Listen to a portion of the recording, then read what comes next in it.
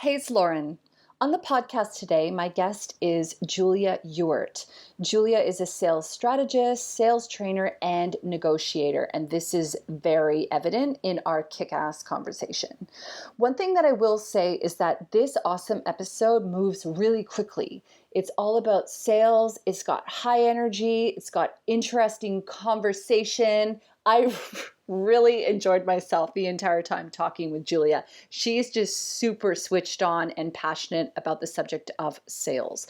So one thing that I will say is that if you're not driving, if you're not operating heavy machinery, that you do have a notebook and a pen ready, because there are so many nuggets of wisdom littered throughout this entire episode. You're going to want to write them down, because I can tell you right now, I have to go back and listen to the episode to get all of the things that she said, because when one nugget of wisdom was presented, the next one came in, and then you're like, ooh, there's that, gotta do that. That's something to think about. So it moves quickly, and it is definitely worth your time. We spoke all about how to, essentially sell without being salesy or sleazy. So it's all in here. It's all for you. Let's get to it. Enjoy the episode. This episode has been brought to you by my free masterclass. Reduce your work hours by half without playing catch up on the weekend. So basically, I am giving you an opportunity to grab your ticket for a free masterclass. So in 50 minutes, that's 50, you'll be able to stop overextending yourself without being racked with guilt. You will be able to create some space to stay on task. You will start saying no to requests, and I actually teach you how to do this. And you will unlock the secret to reducing your work hours by half without playing catch up on the weekend. It's a free masterclass. It costs you absolutely nothing. All the details are on my website at rahconsulting.com. That's RAH consulting.com. Or in the show notes, there's a direct link. Just click on free masterclass and grab your ticket. I can't wait to see you there.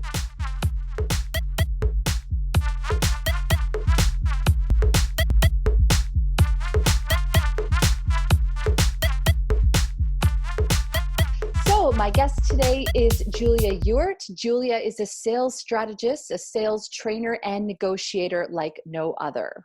MBA-degree qualified and with decades of experience working for global companies in sales and sales leadership roles, Julia's work as a sales strategist is renowned for teaching businesses how to convert more clients more often and for more margin. Hell yeah, girl. Julia has a knack for teaching sales concepts in a manner so relatable and logical that you will be surprised by how quickly and easily changes are adopted and results are achieved. Her point of difference is that she only teaches skills and techniques that are 100% tried and tested for success by herself.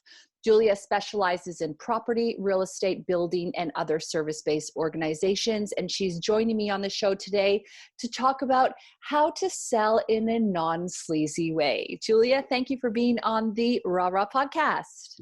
Thanks, Lauren. Good to be here. So let's start off, I guess, sort of at the beginning. I always like to give our listener at home a little bit of context as to, why I've chosen the guests, why they're here. So can you kind of sum up a little bit about your experience in business and how long have you been working for yourself? I've been in sales and sales leadership, Lauren, for the best part of 24 years.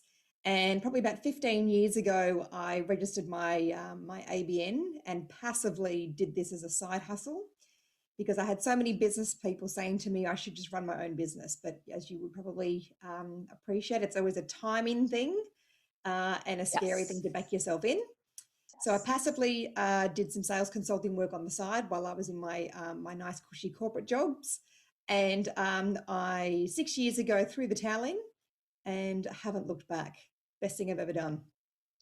I love it. I find that, those of us who love sales, we get it. We get that it's just super exciting. And it's almost in a way I could nerd out on the subject of sales for a really long time. But I would love to know in your own words, why sales for you? And do you think that such a subject can ever not be sleazy? Yes, that's funny. I don't use the word sleazy so much. I use the word salesy. So, Okay. And, salesy is really something that it resonates with people because no one wants to be that way. Yeah. So in terms of the subject, it's really fascinating because I feel like it's very misunderstood. And every business, so although I'm a sales strategist, I compete with marketers. So I'm not a marketer in any way, shape, or form. Mm, However, what's really interesting, Lauren, is people when I talk to new business prospects or myself, I'm competing with anyone that does marketing because people say to me, and the thought process is, "Oh, I could spend money with Julia, and I'm a conversion specialist, so I help people convert leads, or I could take that same amount of money and get a new website and some Facebook ads, and I can do all the marketing and all the things." right. Because every business knows and wants marketing, right? Right. And Marketing is marketing the is fun stuff. glamorous. We get to show someone our fabulous website. We get to show some, some social media stuff that we've done. You Yeah. get to see it and touch it. So every business invests time and money on marketing. But the purpose of marketing is two things. Ideally, bring you brand awareness so people know that you exist. And if it's done right, it should bring you in leads or prospects, right? Yes. But what I say to businesses every time is yes, you definitely could spend the money with me or go and get yourself all the things marketing. However, if marketing does its job right and brings you in leads and you don't convert those leads, then you should just take all the money you've spent on marketing and light it up in a pile of smoke. Yeah, exactly. The big difference is people know that they need and want marketing. They don't know that they need sales. Because if you've got leads, it doesn't matter if you've got one lead or you've got 50 leads or 500 leads. If you can't convert them, then you're wasting your money. Because I help people make the money. Marketing helps people bring the interest in. Yeah. Yeah, that's such an important thing because I remember I talked with a Pinterest expert on this program, and she was basically saying that, if you do all the work and you send people to wherever you're sending them, but you're not ready to receive them, what's the point? And that's exactly what you've said. You've basically said if you're investing all this time and energy and the people are coming to you, but you're not able to convert them, get them to do the thing that you want them to do, buy, sign up, subscribe, whatever the case may be, then it's all for naught. So I guess I can't help but wonder, well, if I was going to work with someone like you, and I was going to spend my money with you instead of marketing, how do you go about getting the leads without marketing? Or is there some sort of a marriage or compromise? There's definitely a marriage there. And I have people all the time think, is this a chicken and egg? Yes and no. So Hmm. in my expert opinion, I always say to people, sales should be first. Any marketer will say marketers first, right? Marketing's first.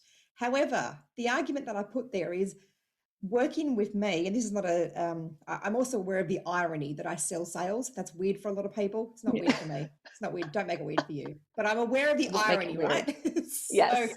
but investing money with me is the closest thing you'll ever get to a return on investment. Because my job is to help you make the money. Marketing's job is just to make to people love is to bring people to your website. It's so that you increase your followers.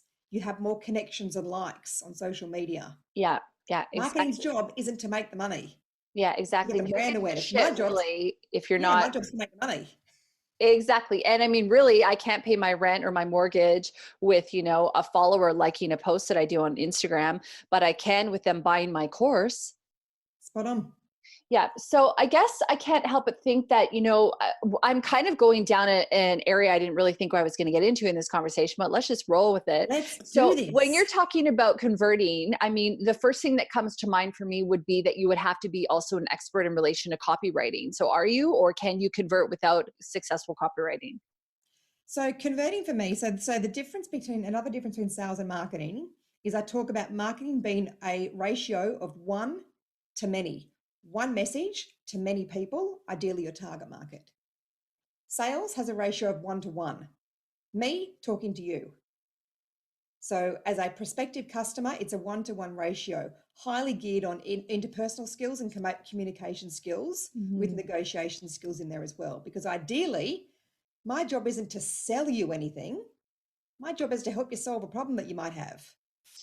Yeah, so many people get that wrong. They think, oh, here's this shiny toy. And you're like, but I don't have a problem that you're fixing. So why do I care? Yeah, Yeah. that's such a critical thing. I'm going to talk to you in a few minutes too about the importance of relationships in relation to sales. Before we get into that though, I guess I'm curious about, how you find sales and the sales industry has changed since you first got into business, or has it kind of stayed the same? I mean, I know that for me, some of the gurus that I listen to are guys from like the 70s and the 60s and way back when. And so they're the people that I feel got a lot of the fundamentals and the relationship building right. So, has sales really changed a lot since you got into business, or are still the old tested and true ways of converting and essentially developing relationships still, working to this day? This is a fascinating question, and I could probably spend 2 hours on the answer. You go for it, girl. We've got time. So it is an interesting question, Lauren, because if you remove sales and marketing, remove all the business aspect of doing, what we're trying to achieve when we run, when we're trying to make revenue, we are simply humans talking to humans. So I say all the time, we're not in B2B or B2C, we're in H to H. H to H is human to human. Mhm. People just want to interact with humans. And the less human you are, the less people will want to interact with you. So therefore, the less they'll trust you, the less they'll buy from you. The more human you are, and the more normal you are, and the more, one word I don't like is, oh, it's authentic and be authentic. It's an overused word, but genuine, it's the same thing, right? Same, but different. But the more genuine and the more normal you are, the better this stuff actually works. So Yeah. one question I get asked also all the time is, well, do you need to be, we should look at the different personality types. And I say, no, you shouldn't. You should have a process. Okay, tell me about that, because that's one of the things that I do pay attention to. Is I really put a lot of I really like the disc profile. So the disc Yep. profile, the DICS, or yes, DISC. Disc. SC, however you spell disc. And then it's essentially that, sometimes people want to receive information in a different sort of way. So are you saying that that's not the way that you necessarily suggest people do act, that they just, what, do they deliver a message the way that they would want to hear it? Yeah. So what's really fascinating about this topic, because it comes up often for me and I get asked about it a lot, is that process beats personality. So one module I run amongst many is I run a workshop called How to Sell If You're an Introvert. Mhm. And for me, if you're an introvert, that's a superpower in sales. So process beats personality. Think about producing aluminium cans in a factory, right? The factory doesn't change the process or the systems if it's raining outside, if it's summer or if it's winter, or if the staff are wearing uniforms or plain clothes. The process is the same. So when I'm selling, I follow a very regimented process that is designed to build trust and help someone solve a problem. Because the best way to sell is when people actually buy from you so that you don't have to sell, because no one wants to do that. No one likes those interactions. So disc profiling is crucial, but in my experience, it won't help you close or make more sales, because what you're doing then is you're spending too much time trying to psychoanalyze the personality profile of who's sitting in front of you and who you are. Yeah. Whereas what I teach people to do is actually sell with just being themselves. And Mm. I've got global companies from manufacturing, tech companies, engineers, gosh, professional speakers, professional services, a whole range of industries using this same process. It's the same process. And it's funny because often they come to me and say, oh, but Julia, I know you have a process, but we're really different. And I say, well, I always entertain it. How are you different? Tell me how. And they tell me how, all the things that they're different. And I say, no problem. And we explore that. And they start working with me. And after the first couple of sessions, they say, so we're not different. And I say, no, you're actually the same. You're all the same. Yeah, So, exactly. but it's about connecting with people, right? So this is a process teaching people how to connect with people and help them solve a problem. Okay, so when you're talking about a process, I can't help but think of, and hopefully for our listener at home, if they're sticking with us at the moment, they do have some context into what we're discussing, because I'm not going to go down the rabbit hole of what a lead conversion is or anything. We just don't have time for it. But I will say that when I'm thinking about a process, I can't help but think about the funnel word, the F Oh, word. So when you're wow. talking about a process, are you talking about an A to B to C to D? And do you compare that to a funnel or not? I love that you brought that up, and I would never have made that connection. No, this is nothing to do with funnels. But you can see how a funnel sort of seems like you're following Yes, a I process, can. right? Okay. So let me explain, if I can, for the listeners, Lauren, the difference is. So there's lots of people running around as sales trainers, some really great ones, no question at all. And a sales trainer will give pieces of a puzzle. They'll run workshops and teach you how to, for example, how to do cold calling, how to close more, how to use closing techniques, how to handle objections, how to ask good questions, right? Mhm. But what that is, that's the equivalent of having pieces of a jigsaw puzzle that don't go together. So after a few years ago, I realized there's no one that has a start to finish formula. So I've got an 8-step formula, which is based on when the lead exists. So do what you want with your marketing, do what you want with your funnels. My work starts when the lead exists, whether there's one lead or 500 leads. That's where Julia enters, essentially. Okay, right. So I have to come to you with a lead and then Bring you me the take lead. over from there. Okay, I yeah. will show you how to actually convert that lead. And I have this 8-step process, Lauren, that's based on some of the world's best practice. And it helps people just do 3 things really well. Helps them qualify the leads. So they're talking. Remember, sales is 1-to-1 ratio, not Yeah. one to many. Yeah. So it helps them qualify. So they're getting in front of and actually speaking to the right person. It helps them convert, which is, what do you say? And what do you do when you've got someone in front of you? Hmm. People say to me all the time, oh, I'm really great at talking to people, but how do I get into the things, and how do I talk Mm, about the business stuff? How do I do yeah. it? So this is what to say and what to do when you're in front of somebody. And converting is also about how to have this person become a paying customer and not ever discount. And the third element it's based on is follow up, because we're all great at sending a proposal. We can do that. But then what?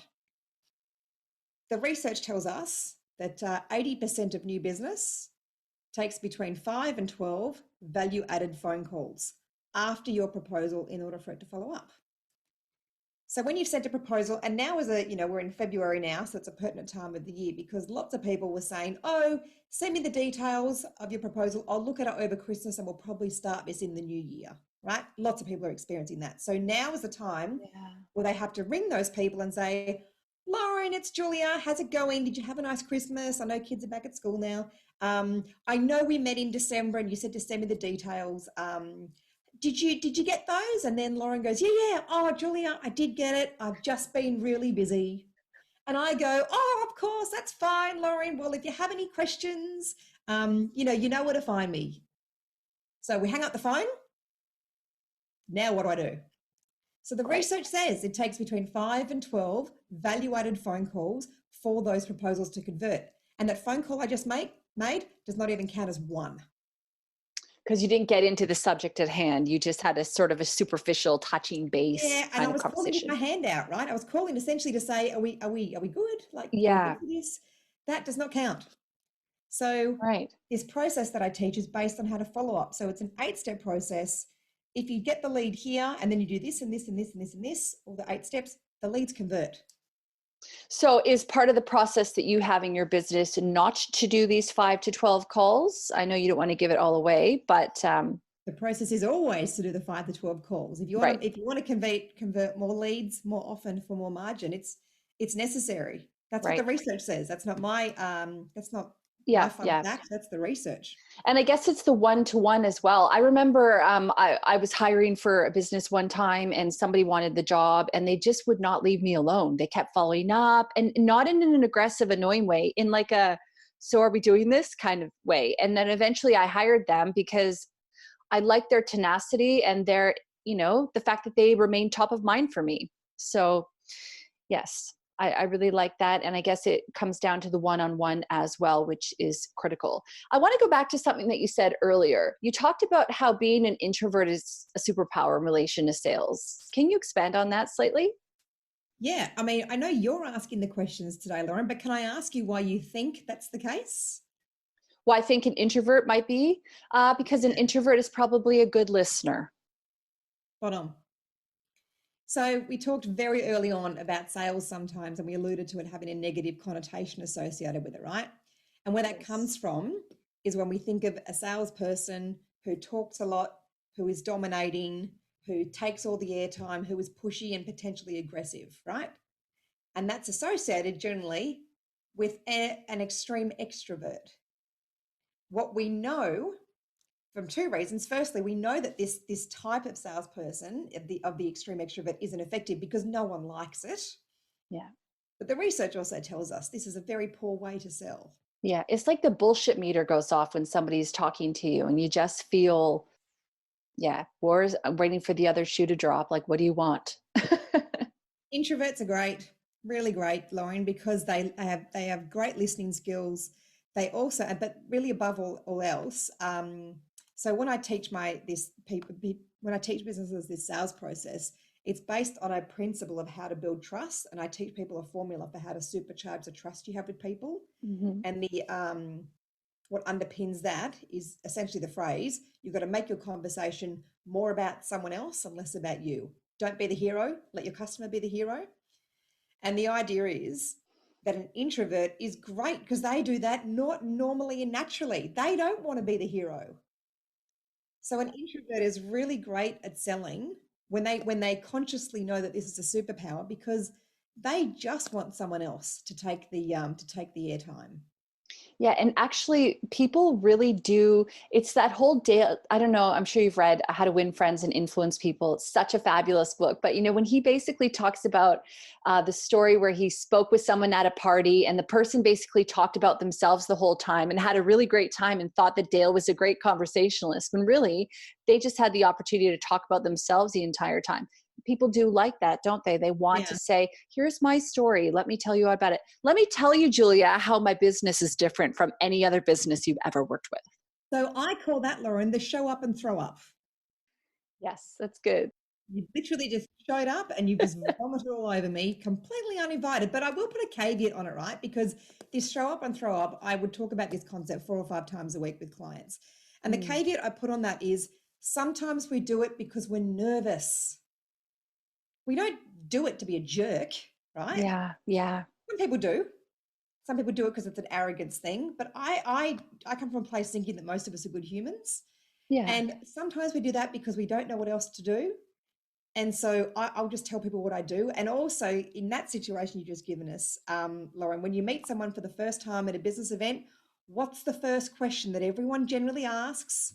What do you do So, for a Lauren, living? what do you do? Yeah. Right? So some people just Yeah.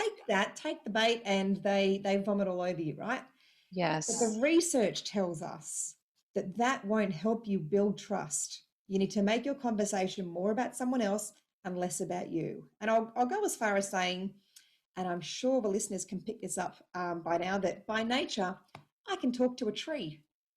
However, the research tells me, Julia, if you decide that that's what you're going to bring to your A game when you're selling, you will make no customers. So I have to hold back for good purpose because I want someone else to speak about themselves and what issues they're experiencing. The Mm. research tells me if I vomit all over someone, I won't get any business. Yes, and I think that what you're bringing it back to is that you're taking the time to listen to the issue or the problem that the person is having, and then it's from there that you're able to help them solve that problem. I think that very often, it's interesting climate that we live in now, because I think that there's a lot of salespeople that understand that they need to give a lot of value before they do the ask. It's Gary V's jab, jab, right hook concept, right? Give, give, give, and then you ask. But I think that, what you're kind of talking about as well is listen, listen, listen in a way. And then do you say listen, listen, listen, and then in a way you kind of do the ask from there? Or do you still, what point do you also provide value or solutions for a person So when I'm after listening? selling, Lauren, my key principle is make the conversation less about me and more about someone else. So I come armed with a really high quality list of questions Mm. that helps someone understand the magnitude of what the issue is. Are they serious about it? Do they even have an appetite to fix it? What's their level of importance on fixing their issue? Mm. And people are generally, having conversations with me because they're not making as many sales as they want to. So I've got customers whose average sale, so every time they win a new client, is anywhere from maybe a couple of $1,000s to several $1,000,000. So I say to all those customers, so right, let's just pick something in the middle and say $500,000. We'll just throw something in there. If your average sale is $500,000, how many people each quarter are you talking to? Like every 3 months, how many people do you cross paths with that you get to have these conversations with? Interesting. And yet you're making it up as you go. Right. So I go, wow, these are $500,000 conversations. You stand to win or lose $500,000 every time you speak to somebody. So it just baffles me. Why do we do this? And what I find, people are doing sales by accident. They don't know it's something you actually can predict and control. Yeah. Okay. I love that. So let's talk a bit about why developing a sort of sales mentality or sales strategy is an essential skill for business owners and for service providers. You've just used the example of two very different price points, but the foundation still remains the same, that if you're going to be in business, that these are skills that you need to possess. Because would you also say that some people, they might accidentally do sales, they might have also accidentally gotten into business? Like, Yeah, here's a 100%. hobby and now I have to be a salesperson? What? Yeah. So it doesn't, I've worked with lots of different companies of various sizes. I've got global companies, startups, a whole range. And everyone gets into business because they are good at the thing. I'm great at the thing. I'm great at the engineering, or I'm an excellent lawyer. Right. And I always say, well, that's great. But if you can't get someone to pay for that, you don't get to do the thing. Right. Exactly. Therefore, if you can't get someone to pay for it, you can't do the thing. Therefore, you need to learn how to get somebody to pay for it. Yeah. And I use the analogy, I talk about tennis because it's a game that most people get the concept of. But Wimbledon, and I say, if you were playing Wimbledon, there's a lot at stake here, right? Let's say if you were playing the finals at Wimbledon, would you step onto the court with a snorkel, ballet shoes, and a hockey stick? No, you wouldn't. And would you step onto the court at Wimbledon having not warmed up and been an expert at the footwork and serving and the volleys and your backhand? No, you Yeah. wouldn't, because you will No. lose. So why do we step into sales conversations, whether they're worth $50 or $5 million? Why do we step into sales conversations, which I say that's your Wimbledon in business? Because if you don't win that, you don't win money. There's no money for you, Yeah. and you don't get to do the thing, right? Which is the whole reason you got into business.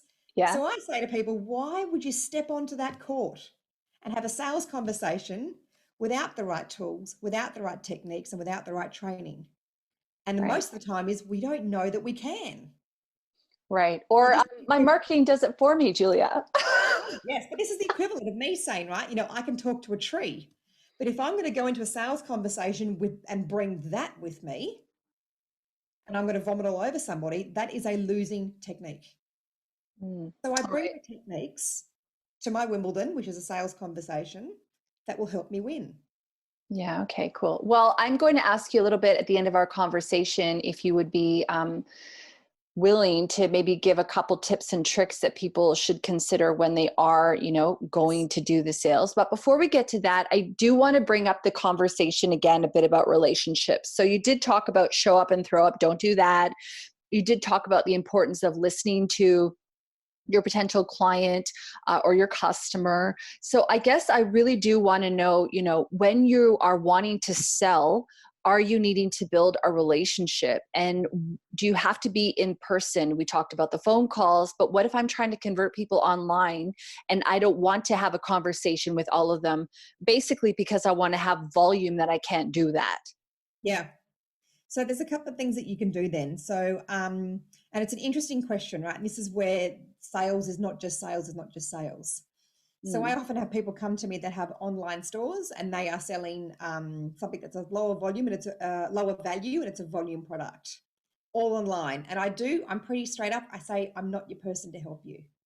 However, I can refer to someone who can, but there's still principles. So I teach businesses, whether you're on social media, on Instagram, on LinkedIn, Facebook, wherever you exist, Mm-hmm. you can still interact with people.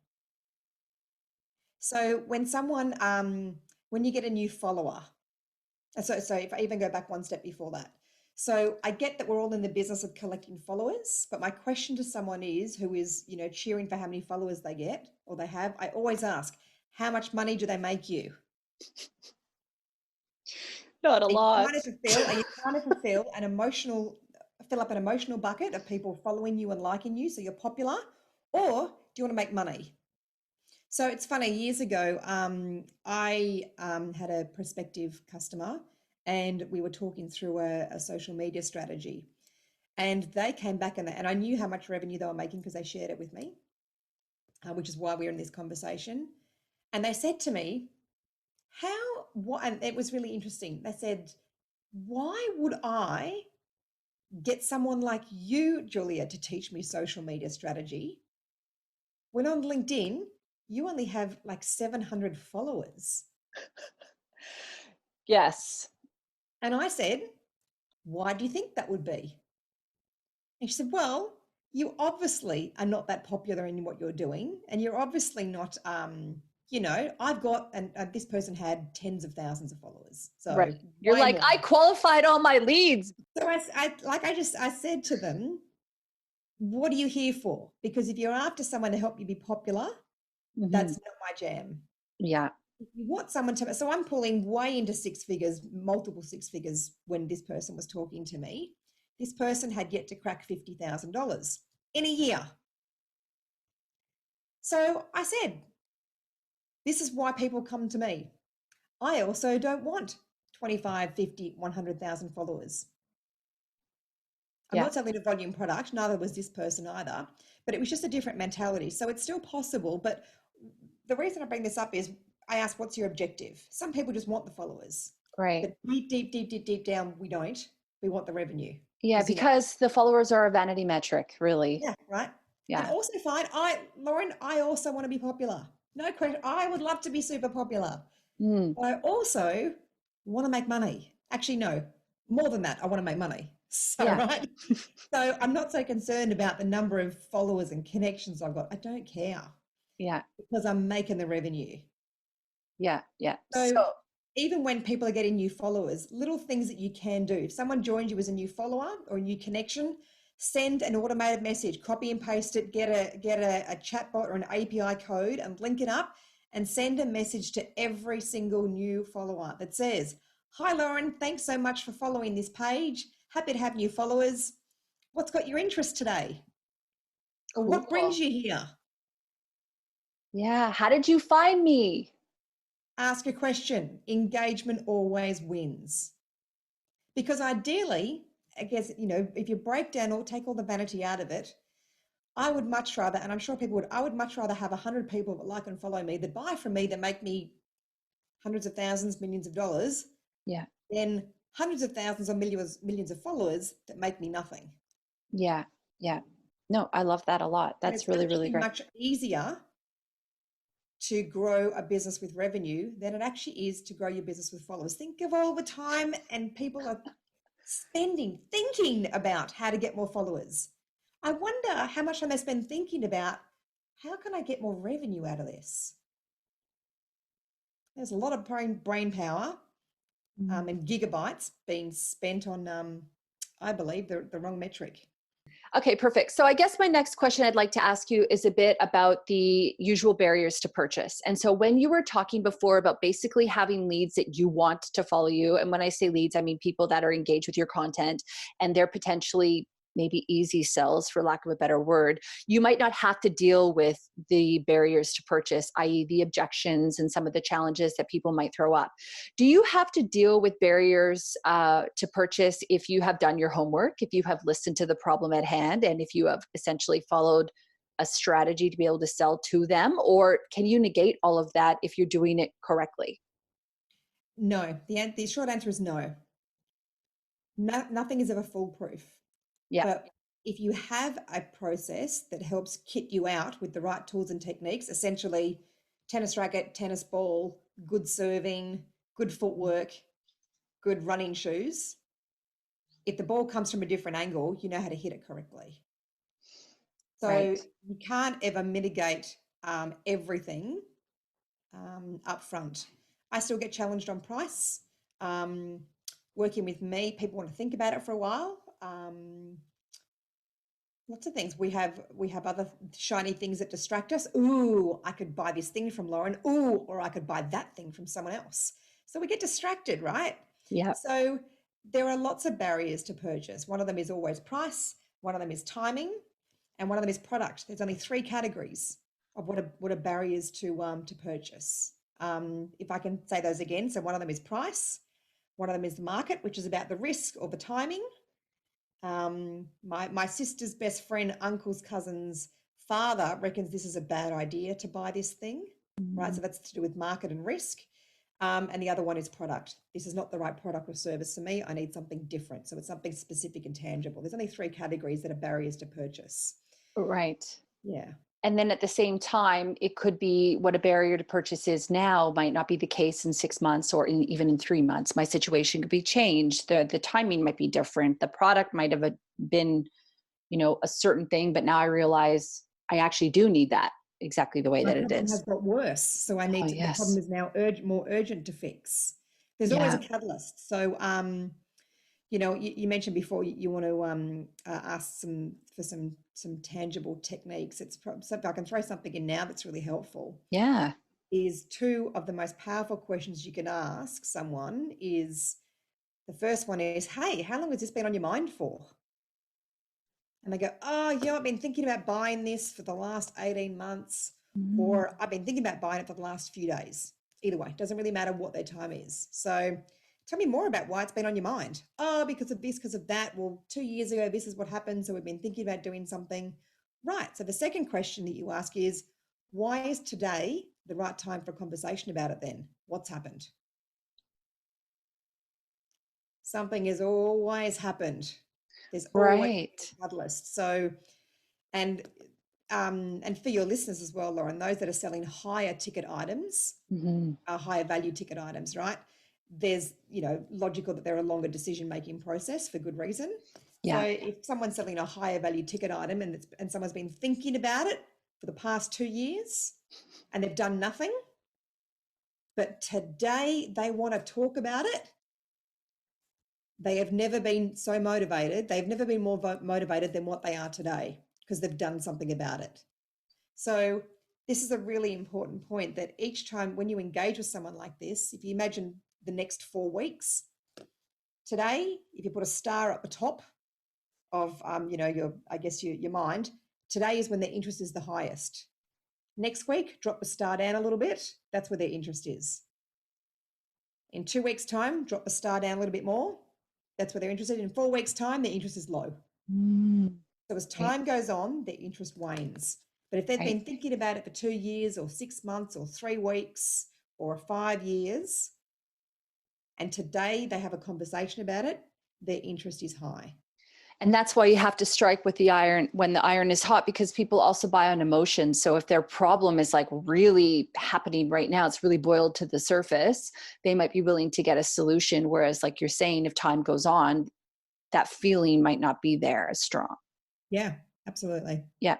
One thing that you did talk about earlier on or at the beginning of our episode was the D word, and that's the discount word.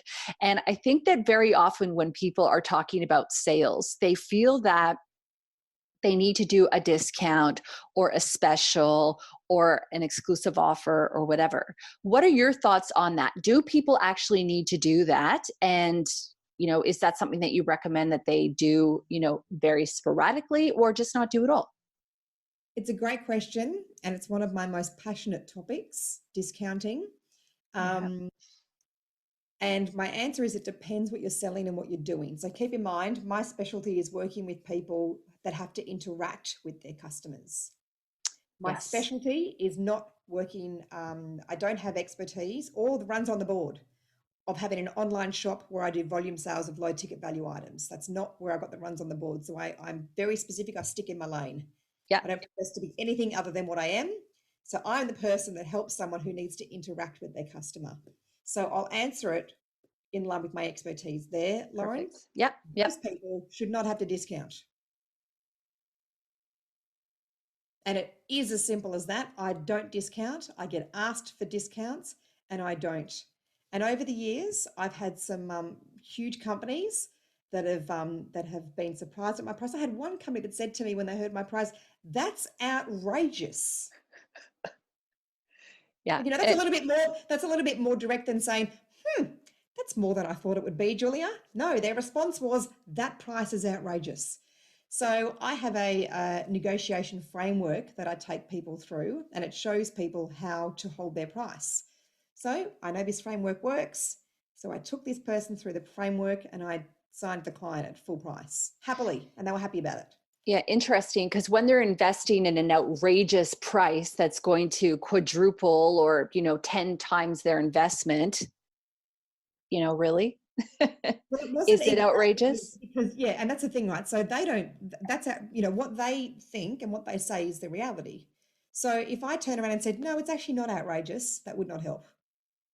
So what it is, it's about showing the or understanding. So I come from a place of always asking questions. Mhm. I ask questions for a living. My entire sales process is based on asking questions. Mhm. So when someone challenged me on my price, I just say things like, "So tell me," whether they say it's outrageous or whether they say, "Oh, that's more than we budgeted," or "We'd like to, we just can't afford it." So it doesn't matter what part of the spectrum they're on. I always ask, "Tell me more about that." Oh, Yeah, right. what do you think is reasonable for this sort of stuff? Oh, How I did like that a lot. how'd you come up with that price? Oh, because someone else did it for the same price. Right, got it. Okay. So if I was the same price as them, or if I was, that price, who would you prefer to go with? Oh, Right. well, they always say you. Well, why is that?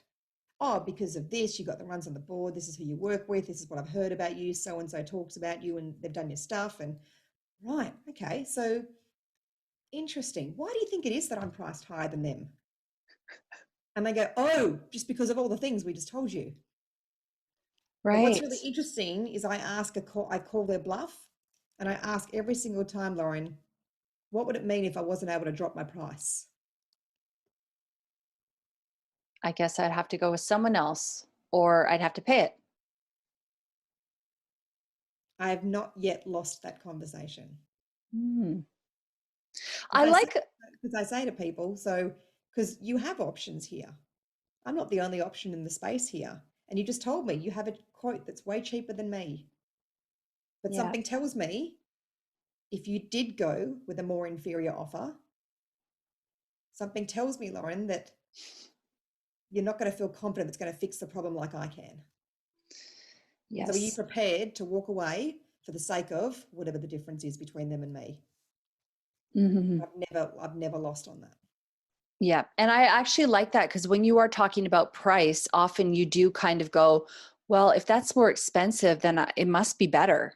You just kind of have that sort of subconscious Yeah, thought.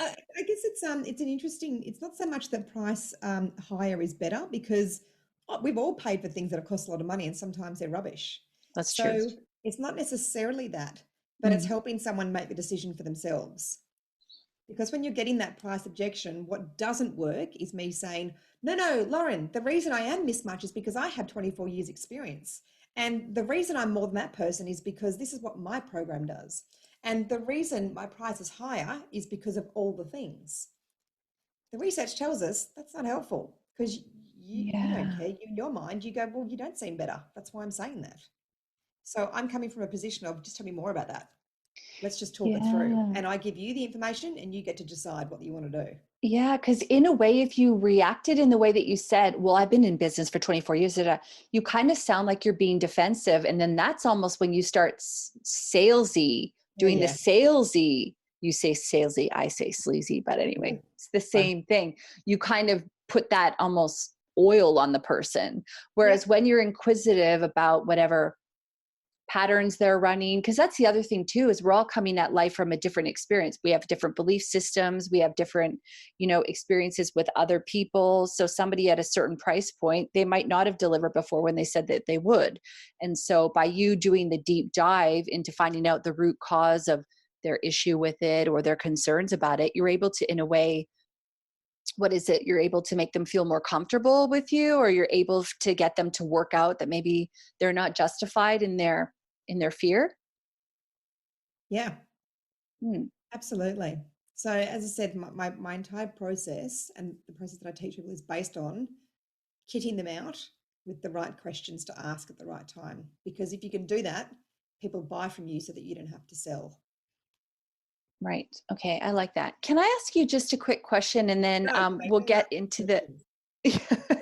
I know. How dare I? I do want to ask you a question though about being a woman in business, which most of our listeners are women, but I find like sometimes when you're talking to women in business, they get asked to do a lot of things for free, or they're very like, it's exactly like the pricing, like you were talking about. What, your pricing is like that, although as though it's a surprise. Do you find that in your industry you feel that way, or does your sex even have anything to do with it? Yeah, it's a really good question. I think your gender does have nothing to do with it. I know lots of men in business that also get asked for free stuff. And it's funny, I was talking this through with a client just as recently as last week, who is a newer business, super experienced, but she's just backing herself in and going alone. Yeah. And she has uber amounts of experience. And we were talking about this just last week. So I think it's to do with your where you are in your business cycle. Startup businesses, and I think it's a balance between or the posture or the composure that you have, right? Like when I started out, oh yeah, everyone's getting free stuff. I'm discounting everything when I'm new because I want the revenue, I want the runs on the board. Oh, what the So testimonial. yeah, I want to test. I'll do it for free and I'll get a testimonial, but then I'm going to cry into my pillow because I didn't give you the testimonial. So I think it's a stage of your business. I don't think it's gender specific. Mhm. However, the caveat I put on that is, and this person said to me the other week, do you still do stuff for free? And I say, there's no hard and fast rule on this. It depends. The great Yeah. thing about being in business is you get to make all the decisions. Yeah. Yeah. Sometimes, yes, I might. It depends on who you are and how you've asked me and what you might, trade, don't give. So what can someone trade with me? So I'm open to it, right? I'm Yeah. I, I'm in business to grow and develop. So trade something with me. So, I spoke with someone just yesterday who I was looking to book for something that I need in my business, and he said to me, "Ooh, interesting, Julia. I've been thinking about working with you. Could we maybe do something?" I'm like, "Put it on the table. Let's talk it through. If it works, great. If it not, fine." But what I would say to newer businesses, Lauren, is that if you are considered, the free question comes up more than the discounting question. So if you are doing things for free, you get to decide. Yes, I'll do it for Lauren, but I'm not going to do it for Jason. Yeah. You get to choose. Do what you Yeah. want. What I Yeah. would also say is anything you do for free, invoice them. I was just going to ask you that. So send an invoice. $0. Send an invoice to Lauren for exactly what the services she's getting, and then market it, put the value in there, make it a discount of 100% and send it. I freaking love that. But then Lauren then sees my value, and this is a real business transaction because, as we all know, you don't really value something you get free. So try and up it a little. Or, in addition to that, ask for something in return. Lauren, I'm happy to help you. However, in return, on the day that I help you, I'm going to ask for a LinkedIn recommendation and a video testimonial, but I want that the same day. I'm going to go out of my way to help you, but I want you to help me in return. And I can only help you if you're going to commit to me that you're going to do that by the end of the same day that we work together. Yeah. Yeah. And actually, if you think about it just energetically, it's an exchange of energy. It's only Trade, don't give. fair. Trade, trade, Yeah. trade, trade. Always trade, don't give. Yeah. Yeah. I like that a lot. I can't help but hear somebody at home go, well, would you invoice your friend? Because when we're service providers, very often, like I do business mentoring and, you do like sales, all that. I'm sure you've got friends who are like, hey girl, give me the inside scoop. Like, would you ever invoice your friend, or would you just, So again, Lauren, it depends. again, it Being in depends. business, you Yeah. get to choose. There's no Yeah. hard and fast rule. Like, you're going to really invoice your mum? Probably not, right? No. So, but this is what you can do, because where it becomes interesting is I always say, how much do you love your friend? Yeah. Are they a really super friend? Like, I'm not going to invoice my best mates. Fine, no No. problem. However, there is something else. I'll give you another alternative. You could say, if it's someone you don't know, that so you'll know straight away, you go, oh, I could definitely never invoice that person. That's like my best mate. But Yeah. if it's someone you go, I'm sick of them asking me, or I can't believe that. If that crosses your mind, I can't believe they asked me to do it for free. That's the person you can't do it for free. So you can do a hybrid. Hybrid is, Lauren, I understand you want some help.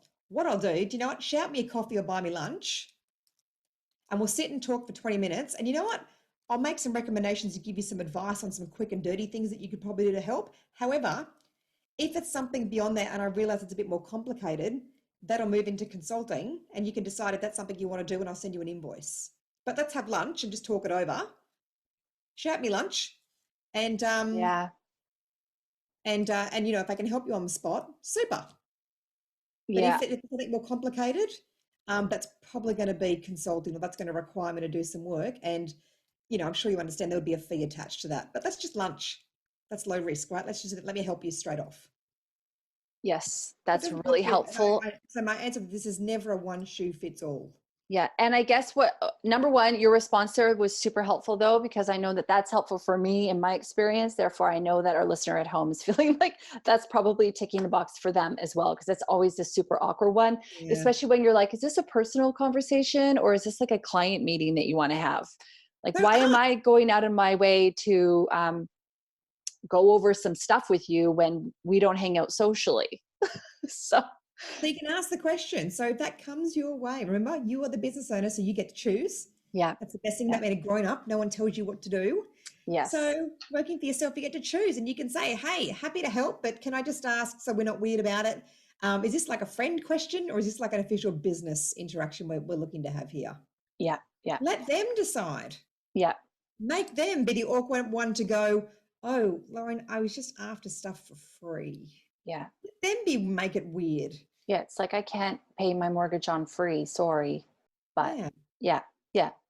Yeah, I love that. All right. Well, listen, we're getting to the tail end of our conversation. I really could talk to you all day because Let's this is talk all day another time we then. could talk all day another time. Okay, let's do it. Maybe like in the next 6 months, we'll do another episode on, something, because sales is such a huge conversation. You can't sum it up in an hour. It's not going to happen. I mean, people write entire books on this, courses on this. You've got an 8-part process, which I'm sure took you years and years and years and years to develop. So it's pretty hard to summarize it all in just 1 hour. Can you give some tips and tricks though? I know you've mentioned already tons. There are so many golden nuggets in this entire conversation, but I guess anything that kind of stands out, Julia, that if our listener at home took away 1 or 2 pieces of advice, this would be it. Don't make sales weird. I'm about to sell to you. Ready? Don't be weird about it, people. Sales is not weird. Richest people in the world are salespeople. Yeah. Who does not want a piece of that? Don't be weird about it. Yeah. It's true. I think that that's the big part, is that people go, they feel in a way guilty. And I, at least, when I'm thinking about sales, I love selling, and I know that what I'm offering you is going to make your life better. So for me, I always kind of anchor to that, knowing that, I'm helping you fix a problem. Is that something that you recommend people do, that they almost change the narrative in their mind about how sales There's actually one, is? there's one question that I say to every business owner, especially if this is pertinent for smaller businesses and startups. So I have lots of conversations with startup businesses, doesn't matter what industry they're in, and I always say to them, happy to help you. However, the one question you have to be able to answer is, what problem do you solve? So for your customer and your client, what problem do you solve? Oh, I'm an accountant. That doesn't answer the question. That tells you what you are. Oh, I'm a marketer. I'm a social media expert. But you're still not, I'm not picking up what you're putting down. Make me sit up and pay attention.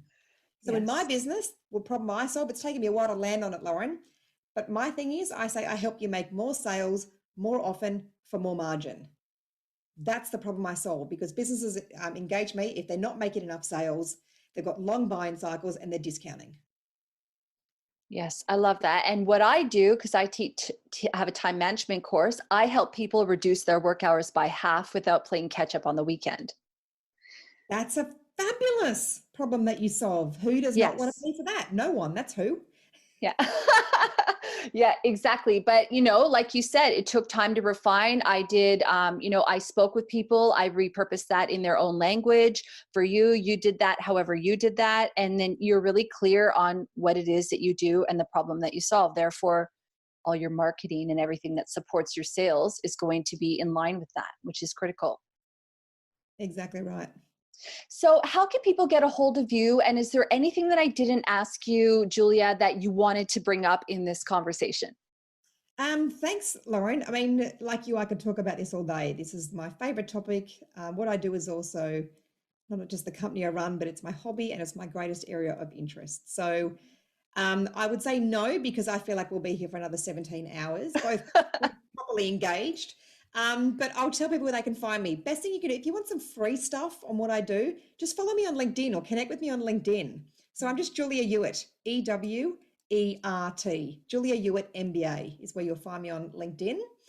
I will be on other social media in the next few months, because I've got some digital products that I'm launching in the next few months, but it's not really the foundation of what I do. But if this content was of interest, just follow me on LinkedIn. It's all I do. I post probably 2 or 3 times a week, and I only post content from my 8-step program. So it's just passive upskilling so that you are improving your tennis fitness before you step on the court, right?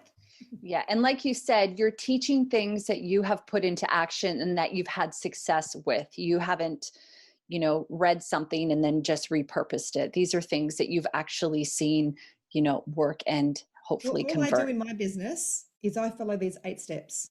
Yeah. That's all I do, no more, no less. And I'm having record quarter after record quarter after record quarter, and I'm not even busting myself. I'm not even trying that hard. That's how many hours a week do you work?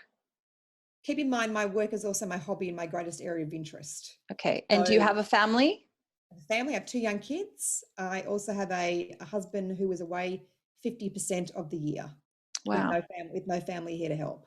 So I'm on mum duty an awful lot. I love what I do. So my goal this year is my husband will retire and I will fly the flag. So then he can be home with the kids. So yes, I work a lot, Lauren, but it's probably not the right question to ask me, because it's also my hobby. Because you want to do it. It's the difference is that if you're working and you don't want to do it, or you don't have the passion and you're not like going to the office and you're thinking, yes, I'm living my best life. If that's not you, that's a totally different, and clearly that's what you're doing, which is super critical. But and I do want to be clear for the listeners as well, though. Everyone says, oh, if you're running your own business, you have to work 80 hours a week. You don't. So just get a formula. If I stripped out the hobby side of things and the interest side of things, that I looked at just the business side of things, I'm probably part-time. Yeah. Yeah, that's really cool. I've got a formula. My formula works. So it's these 8 steps that I do. So, but yes, upskill on the side. You don't have to flog yourself into the ground if you're running a business. Mm-hmm. Just find something that works. Keep it really, really simple. Don't get distracted by shiny things that you can't, that don't make you money. Yes. Keep it lean. Yeah, exactly. Find me on LinkedIn, or my website is juliaewert.com. Perfect. And I'll put all the links to that in the show notes as well. Well, thank you so much, Julia. I really appreciated your time. And thank you so much for sharing all your wisdom. I know I got a lot out of that conversation. So our listener at home did as well. Thanks, Lauren. Hey, thanks so much for listening. If you enjoyed the episode, please do leave us a review where you listen to your podcast and share it with your friends. New episodes every Monday.